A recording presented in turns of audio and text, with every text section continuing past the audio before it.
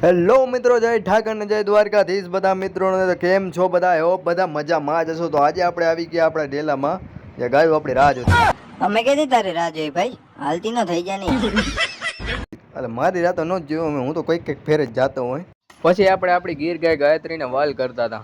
આને વાલ કરવું બહુ ગમે, અને તમે ખંજવારો ને તો તમારી વાહે વાહે જ રખડે, એવી ગાય છે આ.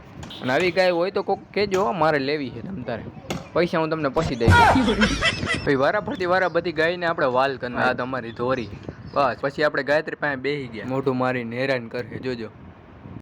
પછી તો ગાય દોવાતી હતી, અને સાઈડમાં બેઠો બેઠો હું વિચાર કરતો હતો કે મારો વારો કેદી આવશે, મારે જ ગાય દોવી.